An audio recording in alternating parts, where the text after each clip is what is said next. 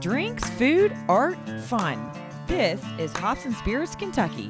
Whiskey Weeks 2022 is rolling on. Hopefully you got to check out Bourbon and Beyond or maybe the Kentucky Bourbon Festival this weekend. If not, I hope you still had a great and wonderful weekend. We got a great and wonderful show for you this week as we talk with Silverbelly Whiskey. We'll explain exactly how they, based out of Nashville, qualifies for Hops and Spirits Kentucky, and it'll all make sense when you hear it. But before we get to that, our news and notes, and since it is Whiskey Weeks, all three are surprisingly or not from the whiskey world. Angel's Envy, the Louisville-based distiller that produces finished whiskeys, recently announced that Owen Martin will be joining the company as master distiller. His tenure begins on October 17th. Martin will lead all aspects of production and oversee innovation for Angel's Envy, including its annual cask strength program and limited release cellar collection and founder collection programs. Martin is the first appointed master distiller of Angel's Envy since co-founder and master distiller Lincoln Henderson's passing in 2013. Martin will join Angel's Envy from Stranahan's Colorado Whiskey. While there, he was serving as their head distiller. Four Roses Distillery recently announced the appointment of Abby Martini, I hope I said that right, as its new national brand ambassador and mixologist. Previously, Abby served as a broad market sales manager for the distillery.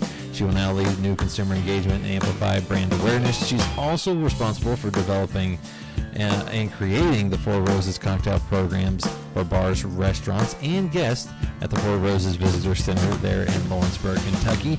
And like we always do, sometimes we go beyond Kentucky, and our last one does just that.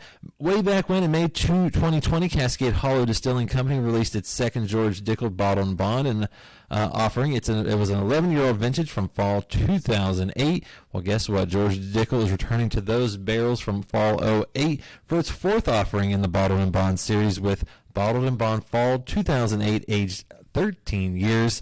You can find it on shelves for a suggested retail price of $45. Up next is our Q&A with Alan Jackson's. Yes, that Alan Jackson, the country superstar Alan Jackson's Silverbelly Whiskey. We chat with his daughter, author and sommelier Mattie Jackson Selecman, and CEO of Silverbelly Whiskey, Robbie Goldsmith, all from AJ's Good Time Bar in Nashville. Enjoy.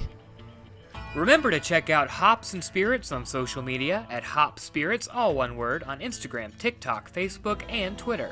You can also find Hops and Spirits on YouTube and at hopspirits.com. Joining us here for our Q&A as part of Whiskey Weeks 2022. They might be a little bit beyond Kentucky, but you know what? Technically, we'll find out how it does pertain to Kentucky. And I feel like whiskey and bourbon, it all pertains to Kentucky when you get to it.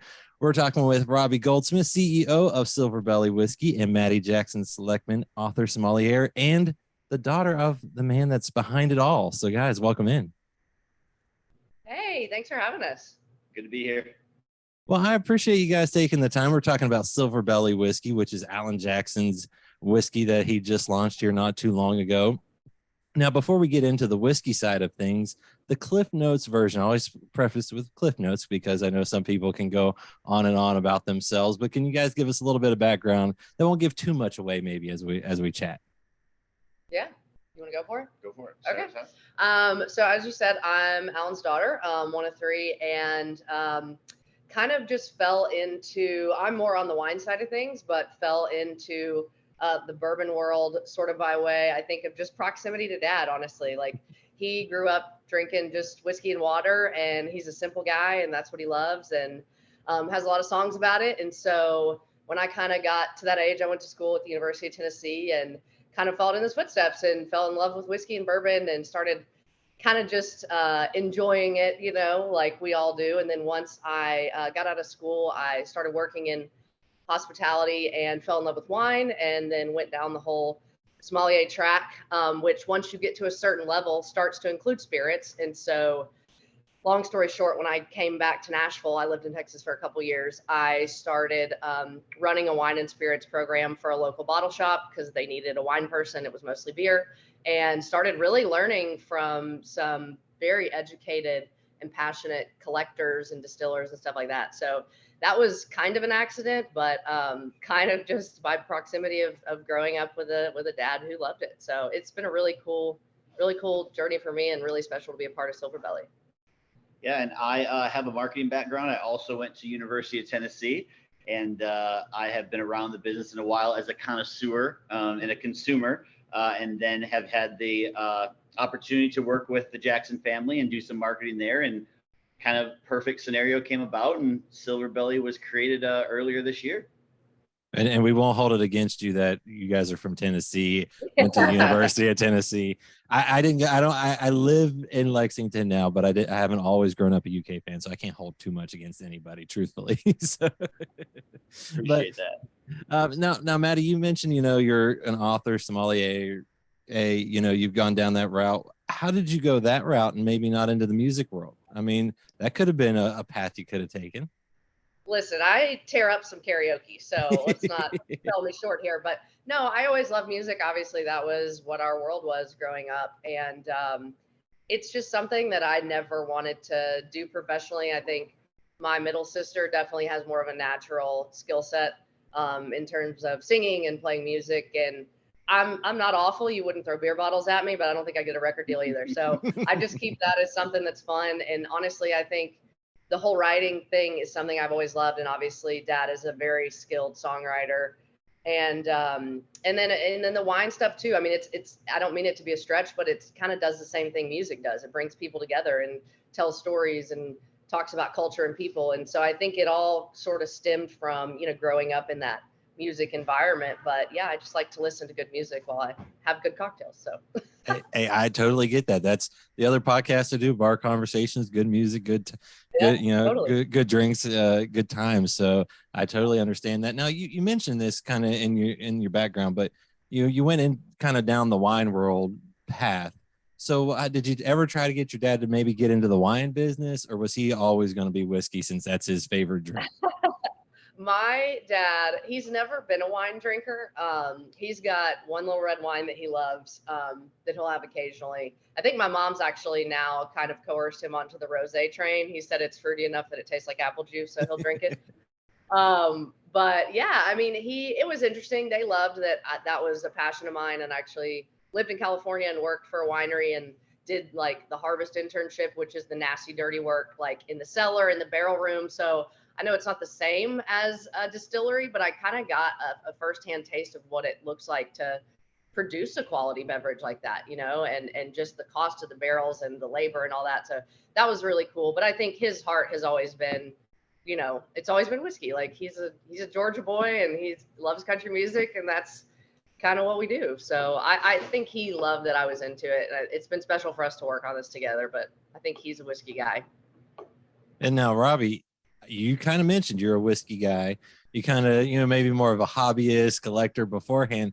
How did you get into this world? Because I know you did a lot of other stuff, hospitality, events, things like that. How did you get into being, running, Silverbelly? Yeah, I'm a purebred entrepreneur. So anytime there's a challenge and something you can build from the scratch, and honestly, it was a perfect storm. I had been working with the Jackson family for a while, doing marketing for the bar here down on Broadway and helping a little bit with the music.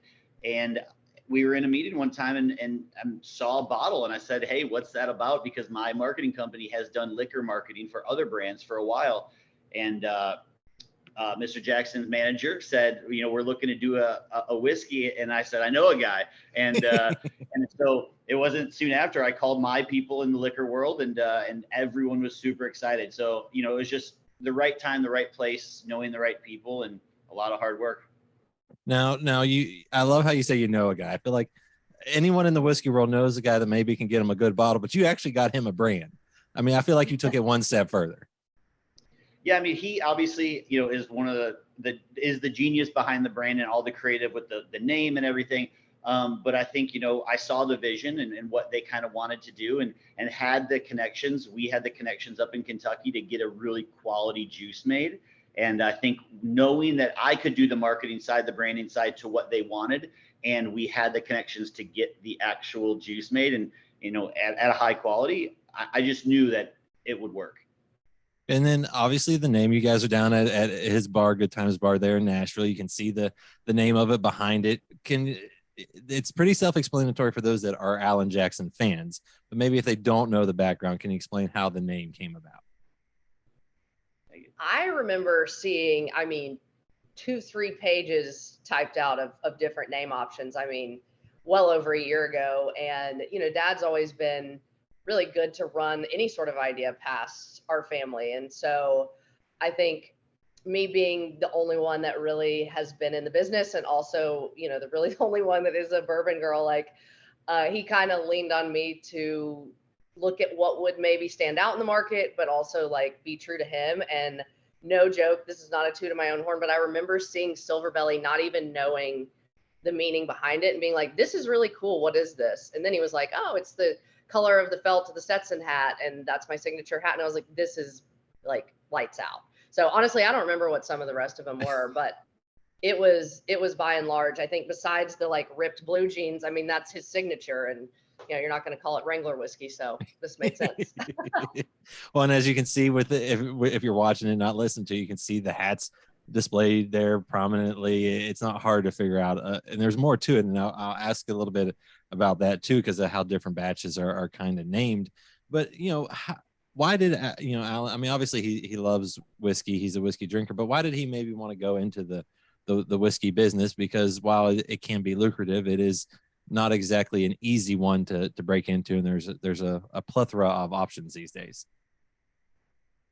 Yeah, I mean, I think it was, obviously Mattie can correct me, but I think it was just that's what he drinks, right? And he wants to be authentic. Everything that he does is authentic, and that's why he's had the career and the iconic stature that he has, is because he's authentic to the core. And A, if it's not that, he's not going to do it, and B, if it doesn't taste good, he's not going to drink it. So yeah, I think that's really, it's all about authenticity.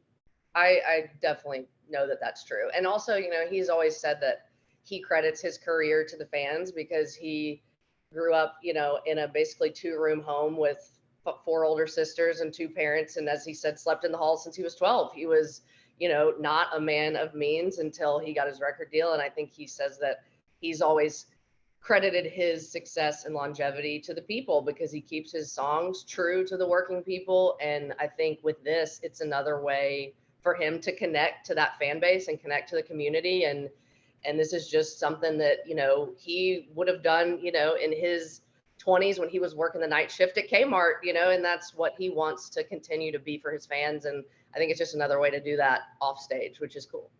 No, it's cool to connect, and it's cool to let them have maybe another side of him and what he loves. And it's not hard to tell that he was probably well involved with the tasting. I'm guessing you can't put your name on it. I don't think he's putting his name on it if he doesn't get to taste it. But how did that process go? Because like anything, everyone wants something that they like, that they think others will like, and sometimes that can take a little while.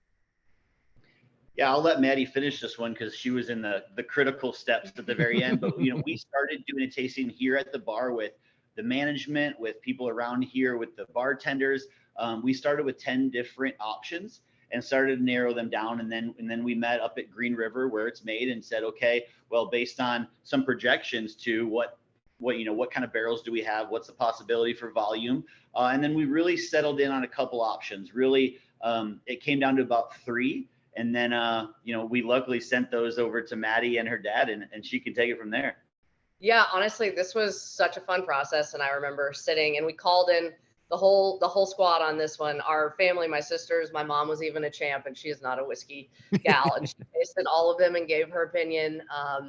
And my sister's husband, everybody. So it was really fun. And we just kind of did a blind tasting around the table and had everybody vote. And honestly, it was pretty unanimous. I don't remember exactly. I think maybe 1 or 2 of at that point, 6 or 7 of us maybe picked a different option. But I think, for me, it was not even so much about like, what's my favorite, but like what's true to what Dad really drinks. And I think, without throwing out other brand names, because we're not gonna, I know what he's always enjoyed. And he likes that simple, easy drinking, with the signature sort of brown sugar sweet element that bourbon should have. But he doesn't like, a 10, 15 year aged bourbon. It's just not his style. He wants something light that he can drink with a splash of water, on a real hot day on the lake or at Christmas time. So I think this serves that purpose extremely well. I think it's everything that he would just enjoy neat or with water, but also like we've done some work with fun cocktails, and it's fabulous for that. It's just super versatile.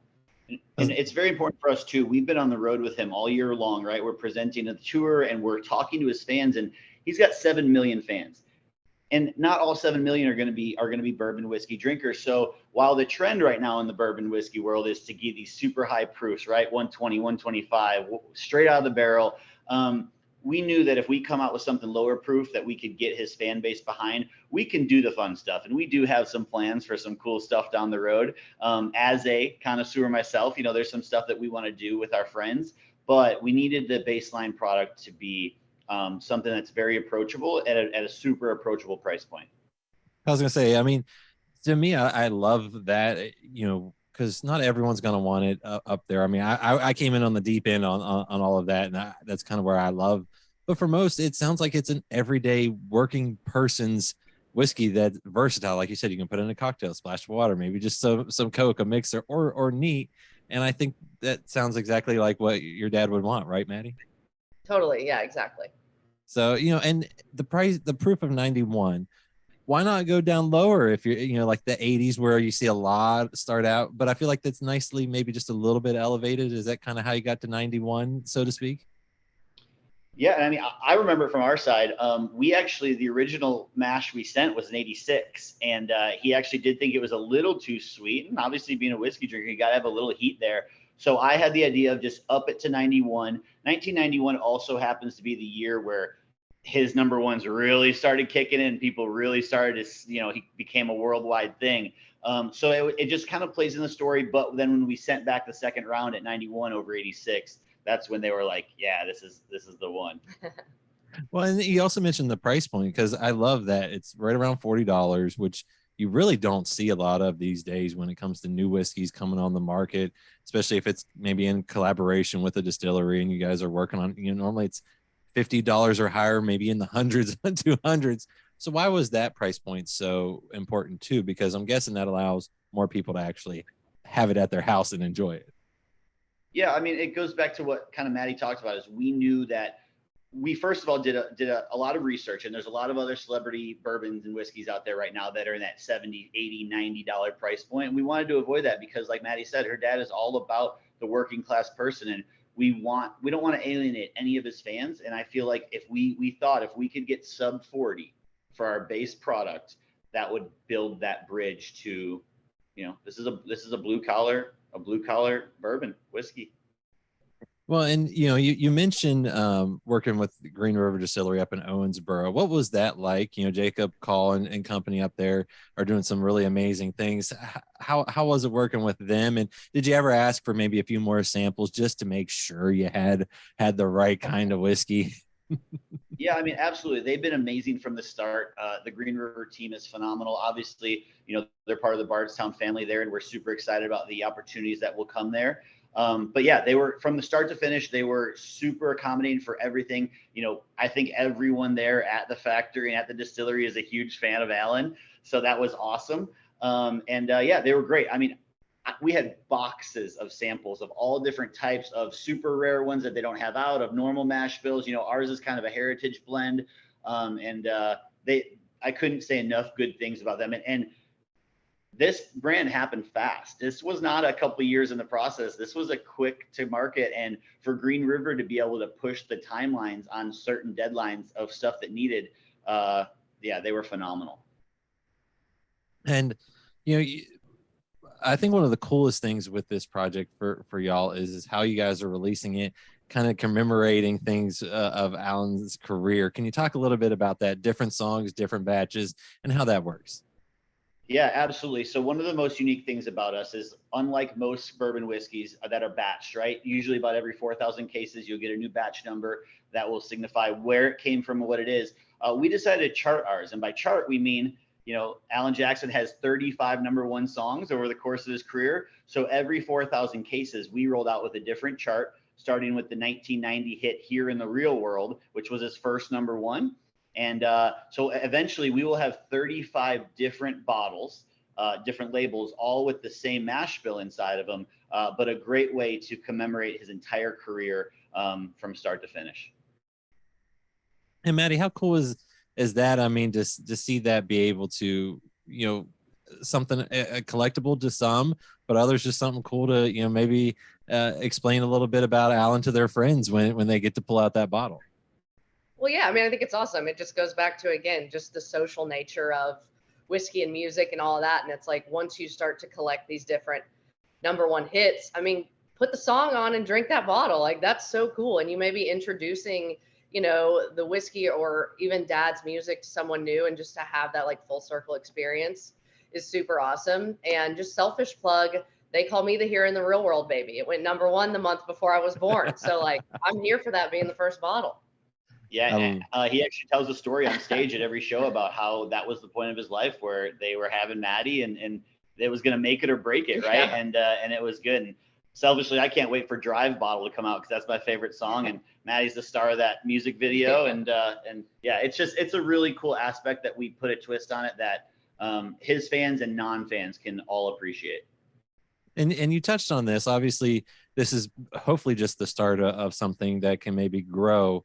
What's kind of the hope with all of this? Because, at the end of the day, you can kind of keep it simple and go with it. But it sounds like you guys have maybe a little bit more that you'd like to bring out and showcase of things that you all enjoy that you can maybe elevate a little bit. Yeah, I mean, we obviously will keep it true to what the vision is for him.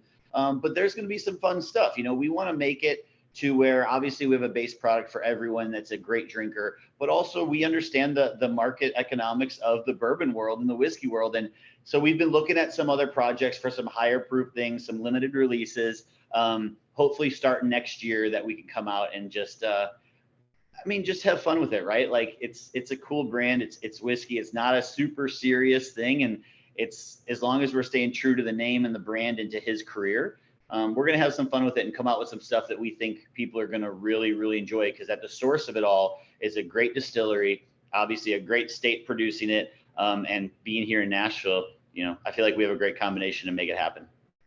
I was going to say, Mattie, are you going to bring in go find some good wine barrels, get some nice little finishes going on there? There's been a lot of crossover with that. I think that could be a cool element for sure. I like it. I love it. I love it. And obviously it's available down there at AJ's Good Times Bar in Nashville. If you can't tell, like I said on the video, there's a few bottles behind him, just a few bottles to make sure that no one misses out. But where else is it available right now, and how can folks get a hold of one?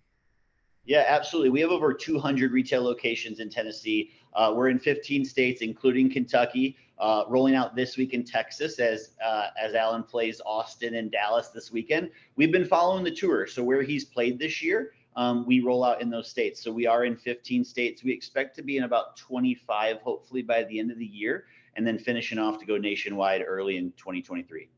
And if I'm correct, you can, in some states that do have the laws that allow shipping, I think it was a C-Box or Cellbox that they can also maybe check there to see if it's available. Yeah, if you want to go to silverbellywhiskey.com, you can find a couple online retailers that if your state allows it, it will ship to you. And I guess my last question is who's driving that van around all the time? who got the lucky job of driving the Silverbelly Whiskey van? And can you tell a little bit about it? The whiskey wagon is literally out front right now of the bar. When we get done with this podcast, I'm loading up and driving to Austin for the concerts this weekend. We have a driver. We call him our bootlegger. And he has the luxury of driving around, and that thing is incredible. And granted, it's just a nice decked out 21-foot Sprinter, but I can't even go to a gas station without someone coming up, trying to take a picture with it, telling us how big of a fan they are of Alan Jackson. And it's really cool. It's a special thing. We'll have it as long as he's on tour. We'll have it out there on the road. I was going to say, how long is he going on tour, Mattie? I know this is getting close to the end, but I mean, I also know how some of those go too. I've only seen the dates you've seen. So I know he's got several more weekends throughout the course of the fall, and I don't know what's in for 2023. Well, I appreciate it, Robbie, Mattie. This was a blast. I can't wait to see, where Silverbelly goes from here. And it sounds like it's a cool story and one that people should check out. Thanks, Jonathan, so much. Thank you, Jonathan. Talk to you soon.